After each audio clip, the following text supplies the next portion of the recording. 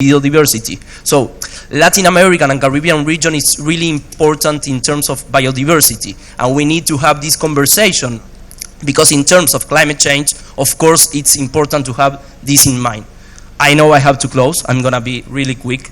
In Argentina in 2022-2023, we have the worst drought in 60 years. And that affects a lot of our economy because our economy depends a lot in terms of the field and what happens outside the main cities in Argentina.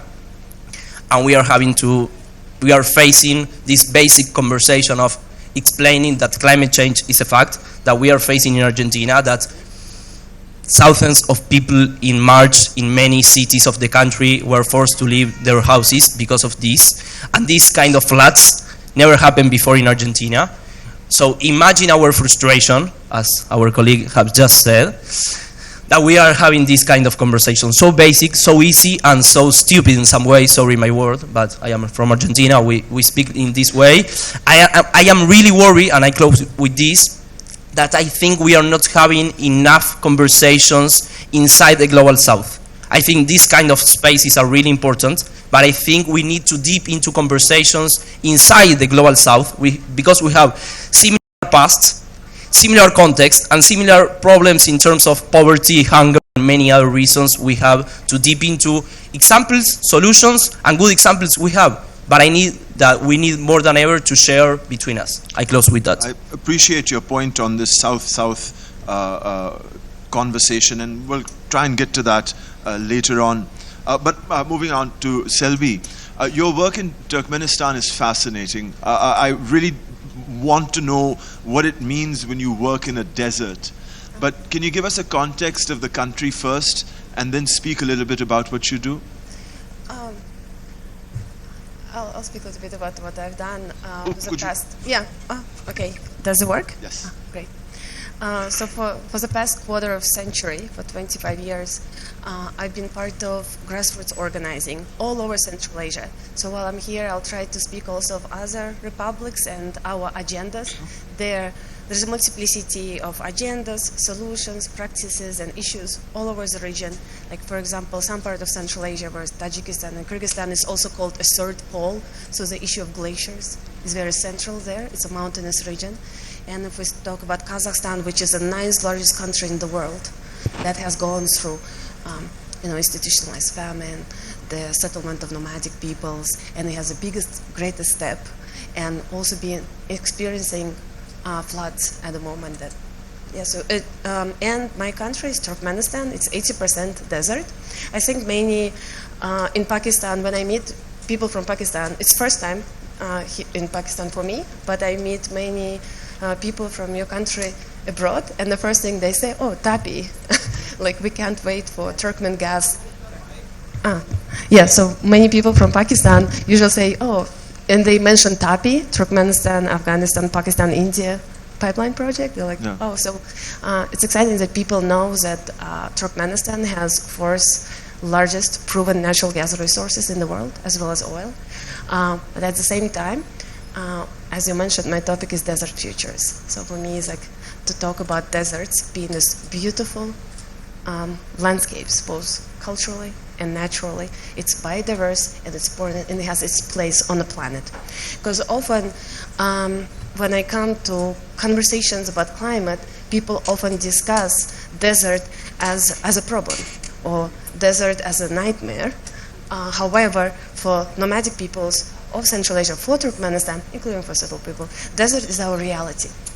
And it's a beautiful reality, biodiverse reality. So how do we talk about deserts while discussing anthropogenic climate change? How do we not mention desert as a negative consequence, but rather existing for centuries? And exactly, what our conversation was yesterday, that climate change is a deep time planetary process that shaped life on Earth. And its anthropogenic impact on the climate change, when climate change has been reshaped, the processes due to the human activity in a particular time of century in particular countries and part of the world, which really this panel mentions that not all nations carry this burden of affecting climate change and changing weather.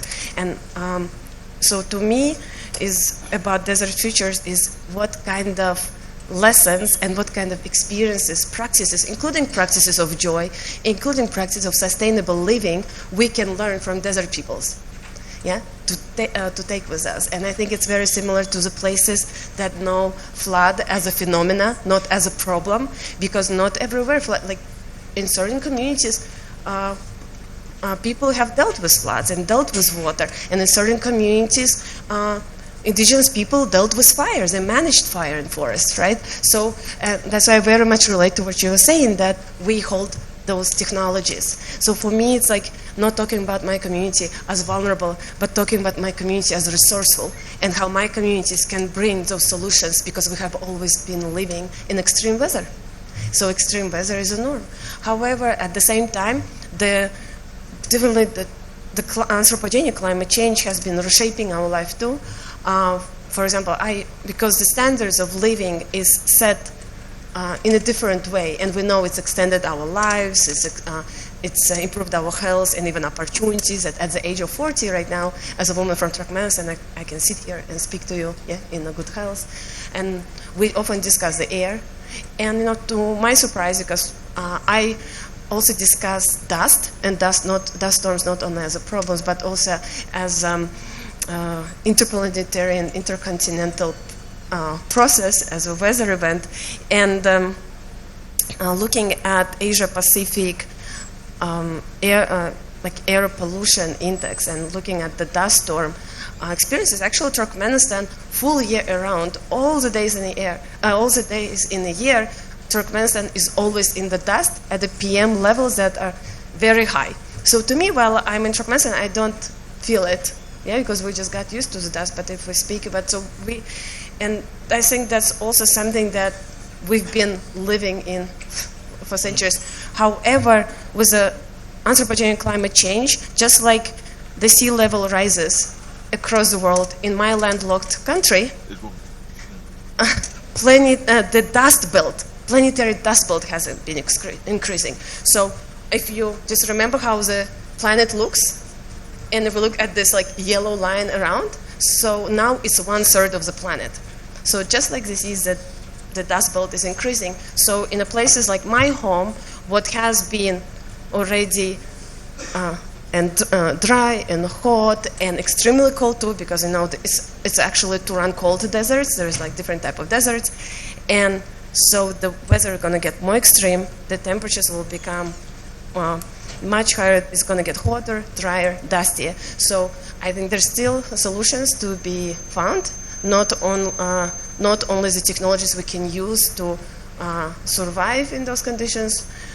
So that's what, for me, is important, that not only lessons learned from people living in deserts, but also that deserts are conserved. Turkmenistan is a very biodiverse place. It's home to the second largest population of Persian leopards, for example, and we have still wild plants that went extinct in other countries across Central Asia, or other desert ecosystems. For example, we have hunting, and in general guns are illegal. So of course, like, the biodiversity is very well protected, Turkmenistan, so we can also bring those lessons along with people, not just lessons from our people, but that our people also thrive in future. Thank you for that. I don't know how many, thank you so much for that. Because we live in a land of rivers, we don't know what it's like to live in an arid landscape. We do have a desert in Pakistan, Cholistan, or Thar as it's called in Sindh, or Rajasthan as it's called in India, which is a moving, living desert actually. It's not just a place where there's sand, there's a dramatic ecosystem, shrublands, flora and fauna that grow there. We tend to think of it, especially this year in Pakistan, Cholistan was a place where we were going to do irrigation, because ye zameen banjar padi bhi thi, and we have to use it, man has to conquer over it. But it's just a fascinating way of looking at this. I want to circle back to you, Chang, and speak, you spoke about the Irrawaddy, which is a river that flows, it's a transboundary river, flows through Myanmar. It starts in China, doesn't it? Oh, no, but my mistake. But it's a river ecology that you're dealing with, and you spoke about the vulnerability that Myanmar has, especially to weather events like cyclones and the monsoon. And you spoke about the need of having these effective early warning systems. But beyond that, can you speak to us about what sorts of community adaptation strategies will work for you, or that you worked with? Yeah, so thank you, Rafi. So in terms of the community adaptation strategies, there is not very technical communication adaptation strategies. Yeah, again, there is no a specific communication adaptation strategies. It's based on I think some of my panels highlighted. It's just based on the self-advocacy and based on the everyday lives. In addition to the just moving to other livelihoods or going to other towns, what was very minor things that they did, for example, tree management. Some villages started to remove the trees because the trees affected their house during the monsoon and the cyclone. Whereas some other villages started to build more trees to create a windbreak. And in terms of the shelter, not many villages have a very proper shelter, which is the key to allow people to feel safe and to be evacuated. So some villages started to designate shelter areas, which is mostly churches, monasteries, schools. And if there were some community centers, then that could be also as designated shelter areas. And in addition to just one more important thing is in terms of the more accessible early warning systems, some communities started to build their own early warning systems, which is, I think, I don't know whether Pakistan also has that, so we call some simple a flag color system. So depending on the impact of the storm, whether this is threatening, whether it is approaching Myanmar, whether this is coming within 12 hours or the threat pass, there will be different colors. And to highlight the intensity of the storm surges, they also use the number of the flags. So for example, if there are 2 red flags, which means it's very severe, it will reach to your region within 12 hours. I think, so going back to why it's important to think about the everyday level, I think Samantha mentioned about the microcredit and loans. It's very interesting that many of NGOs just come to the region. Oh, we are going to build the capacity. We are going to give this amount of money, but they do not really consult with the communities. So one of the examples is, these are the very sustainable seeds. You can grow and you can move to a different farming strategies. But actually, that seeds were very expensive and were not compatible with that motherland. So this is just the tiny example. And in terms of the microcredit loan, it really affects women, especially. Those microcredit loans are mostly sometimes focusing on buying the agriculture equipment. But in some communities, women are engaged in either selling coconut or as a merchant or as a fish involved in fishing communities. So those loans specifically focusing on the agriculture would not speak to women, which is again going back to the climate justice. This is the program and the justice for whom. So sorry, I'm aware of the times. Can I just ask a question? Go right ahead. I'm just fascinated about what you talked about, these community early warning systems. Can you just explain, for example, if we're in Lahore now and there's a storm coming from Karachi's direction, how would they let us know that it's coming and of what intensity? How does it work?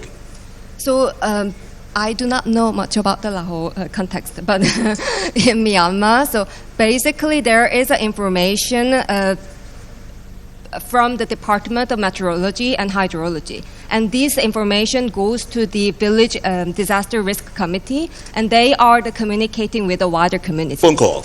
Yeah. So, and also So sometimes they do work with communities to interpret what it means to them. Oh, you mentioned red flags. Yeah, flags. The more visual, Got it. So give me 2 more minutes. I just have a few more things to ask because I wanted to turn to Samanata. I know we didn't speak about this earlier, but this came to mind because you're working with innovation and technology in far-flung rural areas of Nepal, where living standards are almost untouched by modernity. where does the money come from for innovation and technology in these areas? Do you find it a challenge? An absolute challenge. Even when we talk about South Asia, Nepal comes at the bottom, because when we talk about foreign investments, they're also looking into returns, which means that Nepal as a landlocked country, there's not much interest that we can really garner. So one of the challenges, or what I do, is really also around how do we cater to innovators who are working towards climate adaptation. How do we build fundings for them? How do we channel fundings into Nepal? And also talking about the rural communities, I think the early warning signal that Chung just mentioned, a lot of money flows into Nepal through remittance. We're losing, there's a lot of brain drain that is happening. We have a lot of people working in the Middle East. And actually, it's the migrant workers from Nepal who are keeping the economy afloat at the moment. And they are the largest contributors. However, there's a policy missing in terms of a dedicated policy. And I'm sure you all know that with the Gen Z uprising, the protest that recently happened, a lot of conversation about climate change really takes the back seat when stability becomes the priority of the nation. So this is something that's happening. But when we're talking about money channeling in, that's what we're really looking into. And in the ecosystem that I work in, the startup ecosystem, this is a fight. We call it a fight, a movement. Me and my colleague, there's one more person in my team. Each time we go to, let's say, a venture capitalist or a private equity firm, they're always talking about quick returns, but they're really not and they're not interested in investing into climate innovation that actually caters to the need of the hour. They still think of it as a distant problem, which needs not. It's not crystallized as yet. Not yet. Sorry, I'm going to interrupt. Absolutely, you. Thank you. Talking about finance, and I just want to make a climate justice finance point over here. That look, climate change or the issues of climate change, the way the world has responded to it, has to be solved by international law. That's the system that we work in. The UN system, the COP system, whether you like it or not, that's the system that we have. Climate change is kind of like a genocide. It's a genocide of the human civilization. But if international law can't fix a genocide in Gaza, how is it going to fix it on scale around the world? You know, climate finance is something due to poor countries because capitalism and colonialism since the Industrial Revolution have denuded us of our natural resources and our wealth, making other countries rich. In 2010, there was a pledge to put $100 billion into a climate fund. It was called the Cancun Agreement in 2010. Right now, that fund lies at less than $15 billion of capitalization. That's 15 years later. Now I'm coming to your point because you were speaking so passionately about Gaza and the injustices that you see. Last year, the United States gave Ukraine and Israel $90 billion. One country, the whole climate finance in 1 year and without loans. So there's money for genocide and for war, but there's no money to protect the lives and the properties of the billions of people in the global south. I know it's depressing to report on this, and you must see a lot of this injustice, but how often do you come across greenwashing? The lobbyists that seek to pollute the discourse with this. And, okay, I'm sorry. 2 minutes. Oh, God. Drinking out of a plastic bottle. I'm drinking out of a plastic bottle at a climate conference. We've been taught to believe that this is convenient, it's cheap, it's reliable, it's clean. Although we know there are microplastics in here, I'm ingesting them every time I take a sip. I mean, everything we do, from the clothes we wear, maybe not you.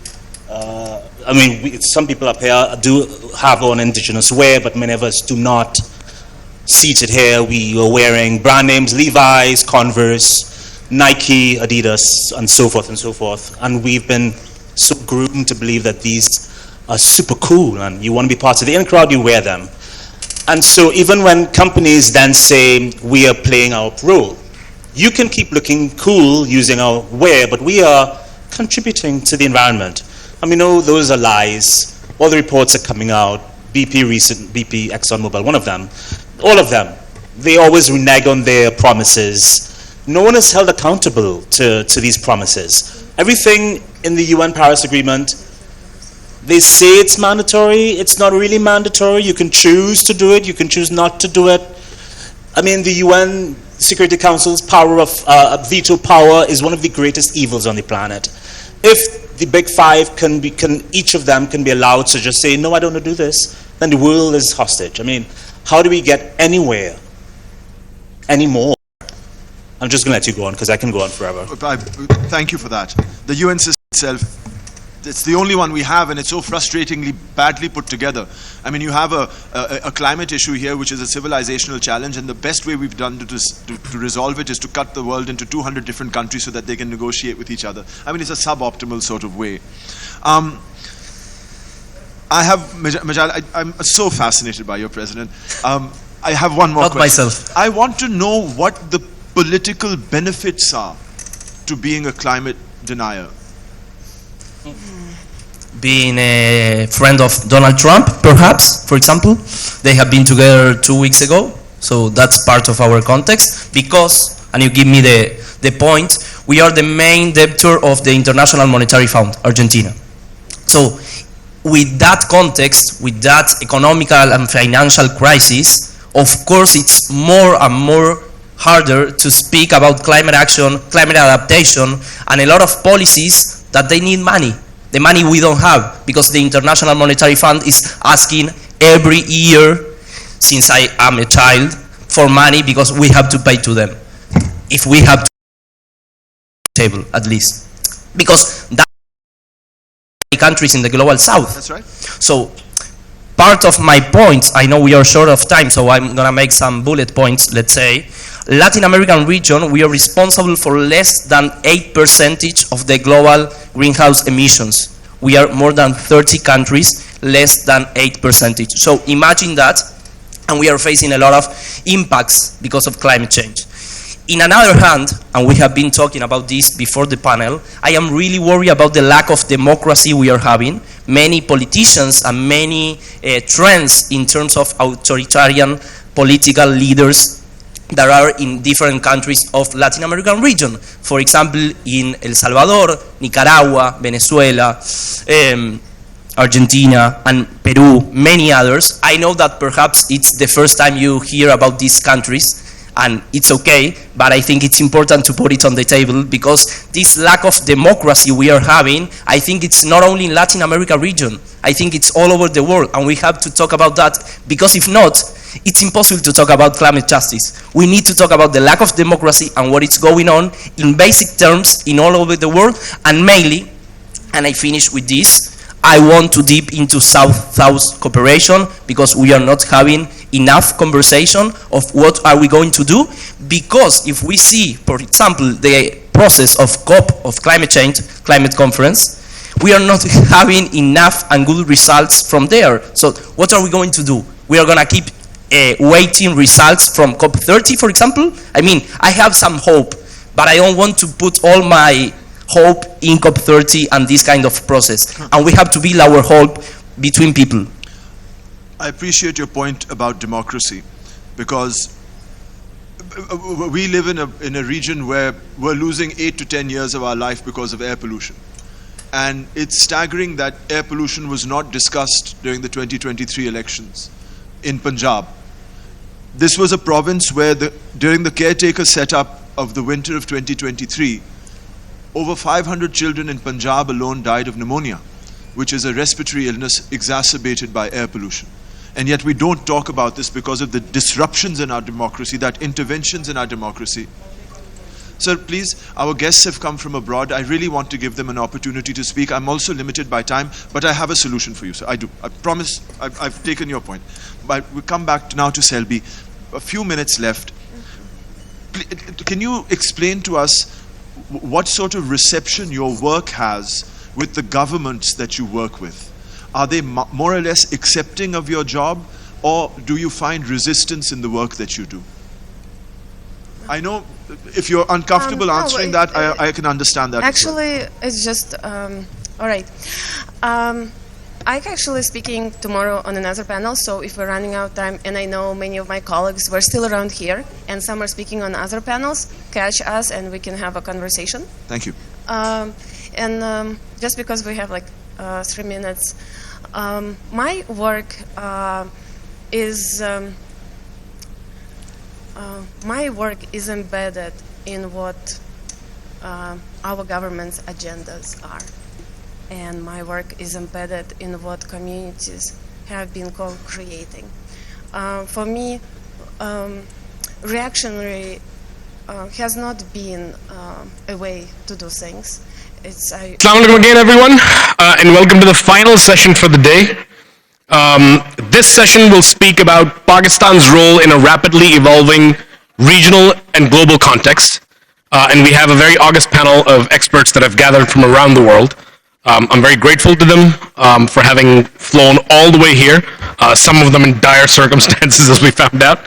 But under all of the considerations, it's really good to see all of you. Dr. Marcus and Shahab I saw in Sri Lanka recently, Adam I saw in Istanbul about 3 months back, and Dr. Amna, who recently just returned from Afghanistan. I'll give very brief introductions for everyone because we're also starting off late, so I want to get right to the conversation. We have Dr. Marcus King. He is a professor practice in Environment and International Affairs at Georgetown University's Wall School of Foreign Service, where he teaches in the Science, Technology, and International Affairs program. Thank you very much, Dr. King, for being here. Welcome to Pakistan. It's his first trip to Pakistan. We have my very good, very dear friend, Adam Weinstein, who is the Deputy Director of the Middle East Program at the Quincy Institute of Responsible Statecraft. Adam is also a non-resident fellow at the Bad Lab, that's my firm, and he has assisted us in a range of different knowledge products.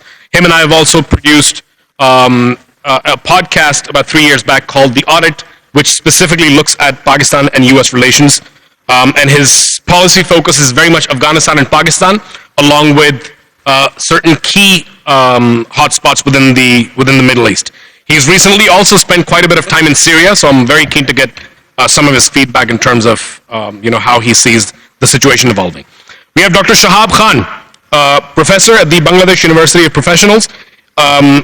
He's a professor of international relations. He also contributes to the Faculty of Security and Strategic Studies, and he's the Chief Executive Officer of the Bangladesh Center for Indo-Pacific Affairs. That part specifically, I think, is really going to come in handy as we talk about some of the regional imbalances that exist within South Asia. Thank you so much, Dr. Shahab, for coming all the way from Dhaka. Very happy to have you here. Welcome to Pakistan. And finally, Dr. Amna Khan, who is the Director for the Center of Afghanistan, Middle East, and Africa at the Institute of Strategic Studies in Islamabad. As I mentioned earlier, Amna has just returned about 2 or 3 weeks back from Afghanistan. She went to Kabul, she went to Kandahar, she went to Mazar Sharif, and I'm sure all of us will greatly benefit from her inputs in this particular discussion. So thank you very much, everyone, for being here. I'll start off by saying that Pakistan finds itself at a very interesting crossroads. There's a lot of different things that have happened within the last 4 to 6 months that have kind of redefined Pakistan's role both in the region and globally. Principal among them, of course, was the so-called 5-day war between Pakistan and India that happened all the way back in May, and the complete reversal in terms of the perceptions of the two countries, particularly in the West, but also in other places. Then, more recently, there has been the CPEC 2 deal with China, the minerals deal with the US, the defense pact with Saudi Arabia. Then there's other regional elements that are happening. For example, Iran's influence declining in the region as Hamas and Hezbollah and the Houthis are systematically dismantled by the war machine, as well as the rise of Turkey in the region. Then the fact that the Assad regime, after many, many long decades, has finally been ousted from Syria. So there's a lot of changes that are happening within the Middle East. Pakistan seems to be poised at just the right intersection for all of these developments, right? Pakistan needs to capitalize on everything that has happened with India and the strategic dysfunction that seems to exist there. It needs to capitalize on the economic opportunity presented by walking that very tight line between US interests and Chinese interests in the area. And for the first time, it seems that Pakistan is on good terms with the US, with China, with Saudi Arabia and the Gulf countries in general, and also with Iran, which is a strange sort of intersection to find ourselves in. Adam, I'll start off with you because you've spent quite a bit of time in the Middle East, in Iraq, in Syria, in Afghanistan. And my starting question to you is perhaps the simplest one. What does Pakistan need to do at this particular moment in time to ensure that these opportunities that have presented themselves regionally and globally are capitalized upon and Pakistan emerges as a responsible sovereign in the midst of all of this? Well, first of all, thank you to Punjab Group for putting this on, and Indus Conclave, and to Badlab as well. And it is a simple question in some sense, because I think Pakistan just needs to keep doing what it's been doing, which is demonstrating that it's a responsible regional actor, as it did in the recent mini war, we could call it, with India, where it came out looking like the more responsible actor. And in terms of the pact that it has with Saudi Arabia, I think it's actually quite interesting, because Pakistan is now going to be a stabilizing factor in the Middle East, in Saudi Arabia, which is ironic in some sense, because in the past, the Gulf in the Middle East has been a destabilizing factor within the borders of Pakistan. But now times have changed, and Pakistan is going to be the stabilizing actor. And of course, if other countries, for example, Qatar, were to join that pact, I think it would be even more profound. What Pakistan needs to do, though, when you look at these deals, such as CPEC 2 or a potential mineral agreement with the United States, is to ensure that these photo ops don't remain just photo ops, but that Pakistan creates the domestic conditions under which these agreements and these deals can actually come to fruition and benefit ordinary Pakistanis. If I had a criticism of Pakistan, it's that Pakistan is often good at getting the photo op, having the conceptual idea, but lacks follow-through. And that's a matter of governance. And I think there's been some improvements, but I think there's still, well, you would know better than I what needs to be done at the micro level.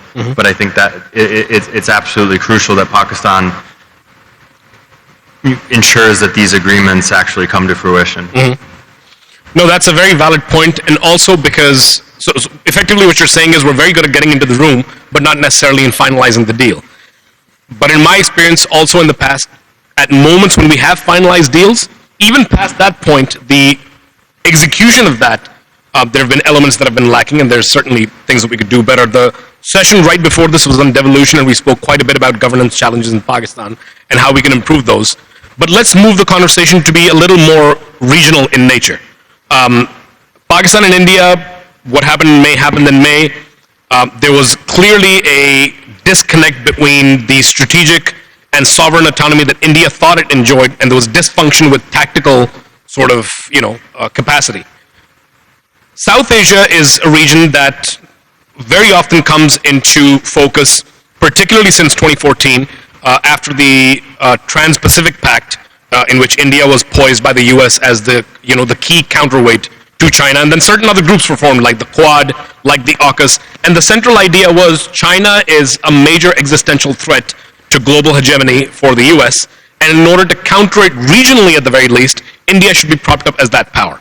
The result of that, effectively, was that India could, for example, buy Russian oil right after the Ukraine war and increase its consumption of Russian oil by 20x without facing any kind of international consequences. And that, in many ways, made India one of the most strategically autonomous sort of sovereigns out there. But that seems to be very rapidly reversing, especially under Trump, especially when you look at the thing that happened in May, as well as the terrorist regime that Modi and Trump have been going back and forth on. My question to you, Professor Shahab, as long as Pakistan is in the mix, we understand that there's not going to be parity because India is an economic superpower. If you look at the Merrill Lynch report, they're going to be the third largest economy in the world by 2030. But there will never be hegemony. it does seem to me that at the same time, Bangladesh has emerged as this, economic counterweight, even within the confines of the India-China rivalry, and has successfully managed to capitalize in terms of exports, in terms of education. What are some of the key lessons that you feel are there in Bangladesh that could be applied to Pakistan? And what are some of the, I'll come to the second question a little bit later, but I'm also keen in exploring what are some of the commonalities that Pakistan and Bangladesh could work together that don't necessarily impinge on each other's rights or other regional powers in the mix? Thank you, Jishan. Thank you, Punjab Group, for inviting me. I think you have asked a very, very important question. I think 3 sets of questions. Before I answer that, we really need to understand what's happening in South Asia. I mean, if I take 3 countries, Pakistan, India, Bangladesh, has a very complex interdependence with China. I mean, even if you look at Indian trade with China, it's almost $125 billion with $90 billion trade deficit in favor of Beijing. So I think that's one ground reality that has always been missing in South Asian discourse when it comes to the term that you have used as becoming economic superpower. The problem of that interdependency in the case of India is that the benefit of that kind of trade relationship or international relationship hasn't really trickled down to the bottom. So what it means, there is a huge gap between the projected income and then the ripple over effect of that income. And in that case, I think Bangladesh has done numerously well because the economy per capita income is at par with the Indians, and therefore I think we have done quite well. The second important issue when it comes to South Asia is that geopolitics has absolutely changed. I mean, one issue that Pakistan was heavily underemphasized by looking into it from a very donor perspective, looking into economics being in a difficult situation. But when it comes to the geopolitical fulcrum, the rise of Pakistan, or perhaps sustained contribution of Pakistan, silently, openly, discreetly, indiscreetly, in stabilizing the Muslim world, has been of paramount importance. I mean, while there are controversies regarding terrorism and stuff, but if you look at what's happening between Saudi Arabia and Pakistan, is a classic example of Pakistan being the only Muslim nuclear power having a clear-cut agenda with the Middle Eastern stability. And I think this is something that many other countries within South Asia has not been able to do. So I think that is one critical issue that we have to be mindful, and which makes not only Beijing comfortable, also makes Washington comfortable, because Pakistan's engagement with Saudi Arabia, Qatar, and GCC has widely been accepted by White House as well as Beijing. So I think that has made Pakistan one of the critical elements. Now this is exactly where Bangladesh comes in. I mean, you have rightly mentioned, where do we find the common ground? I think the first common ground is that Bangladesh also has a similar relationship with Beijing and Washington, as you have rightly mentioned, that the tariff cut was absolutely fantastic, 19% compared to many other countries. And then, of course, Bangladesh's relationship with Beijing has never been hitched and never been into suspicion prism of Washington as such. Of course, there's always some sort of concern in any relationship, whether it is Beijing, Islamabad, or Delhi, Islamabad, or Delhi, Dhaka. And I think we have done fairly well. This is where I think we have some sort of common ground that balancing through geoeconomics and geopolitics is possible, and we have shown that. The third important factor, which I think is very critical over here, is South Asia Gulf interlock. I mean, if you look at Pakistan, India, Bangladesh, all of us are exporter of human resources to the Middle East. And we have a huge diaspora trade and investment going on. And I think that makes us quite acceptable to the geopolitical changes that is happening within the upper leadership within the Gulf is something that we should be very, very concerned, not concerned, should be very, very much looking into. Bangladesh is, for an example, remittance is very much coming from Gulf countries. So is India's. So therefore, I think the relationship between Pakistan and the Gulf and Bangladesh's relationship with the Gulf and the India's relationship with the Gulf has similar converging point, but the problem remains is that Pakistan sees Gulf from much more of a socio-cultural, political, strategic, every point of view. Bangladesh sees it from a very economic point of view, and India sees it from both political and strategic and economic point of view.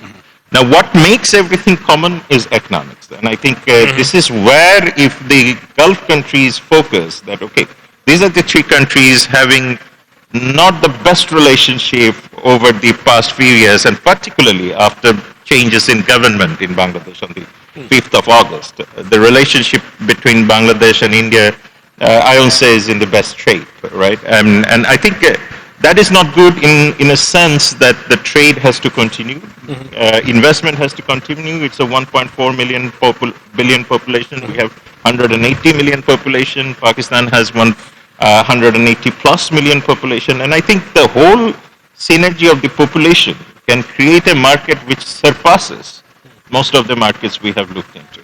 And the last point before I end is you brought the issues of AUKUS and Quad. And I think both this minilateralism, particularly after what is happening in Washington, what is happening in Gaza, what is happening, as you have mentioned, about Iran and the Iran equation, I think this sort of minilateralism in the Pacific is no longer going to work effectively. AUKUS is more about transactional military supply, military and strategic supplies. But if you look Quad, I mean, this is a sheer asymmetry where you get to see that Japan sitting between China and United States will never wage a war.